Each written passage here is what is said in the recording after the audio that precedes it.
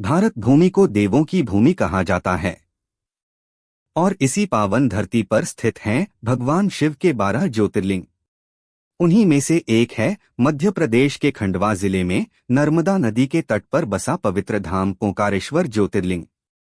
कहा जाता है कि यहाँ बहने वाली मां नर्मदा 2 धाराओं में बटकर एक द्वीप का निर्माण करती हैं, जो ऊपर से देखने पर ओम के आकार जैसा दिखाई देता है।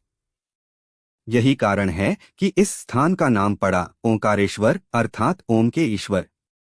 पौराणिक कथा। पुराणों के अनुसार एक समय की बात है जब विंध्याचल पर्वत को अपने बल और ऊंचाई का अत्यधिक अभिमान हो गया। वह स्वयं को सबसे महान समझने लगा। देवताओं ने यह देखकर भगवान शिव से प्रार्थना की। भगवान शिव ने विंध्य पर्वत का घमंड तोड़ने के लिए उसे तपस्या करने की प्रेरणा दी। विंध्य ने कठोर तप किया और भगवान शिव प्रसन्न होकर वहां प्रकट हुए। विंध्य ने शिव से निवेदन किया कि वे सदा वहीं निवास करें। भगवान शिव ने उसकी भक्ति से प्रसन्न होकर ज्योतिर्लिंग के रूप में वहां प्रकट होकर निवास किया। तभी से यह स्थान ओंकारेश्वर ज्योतिर्लिंग के नाम से प्रसिद्ध हुआ।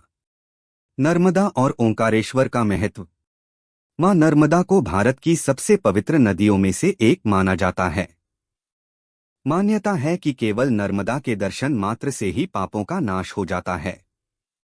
यहाँ भक्त नर्मदा स्नान कर भगवान ओंकारेश्वर के दर्शन करते हैं और जीवन में शांति व मोक्ष की कामना करते हैं। मंदिर की विशेषता। ओंकारेश्वर मंदिर एक ऊंची पहाड़ी पर स्थित है। पत्थरों से बनी इसकी भव्य संरचना प्राचीन भारतीय वास्तुकला का अद्भुत उदाहरण है। मंदिर तक पहुंचने के लिए भक्तों को सीढ़ियां चढ़नी पड़ती हैं या नाव द्वारा भी जाया जा सकता है। यहाँ प्रतिदिन हजारों श्रद्धालु ओम नमः शिवाय का जाप करते हुए भगवान शिव का जलाभिषेक करते हैं। श्रावण मास और महाशिवरात्रि के अवसर पर यहाँ भव्य मेले का आयोजन होता है। आध्यात्मिक संदेश। ओंकारेश्वर हमें सिखाता है कि अहंकार का अंत निश्चित है, लेकिन सच्ची भक्ति से भगवान स्वयं प्रकट होते हैं। ओम ध्वनि सृष्टि की शुरुआत मानी जाती है और ओंकारेश्वर उसी दिव्य ऊर्जा का प्रतीक है। मंत्रोच्चार के साथ समापन।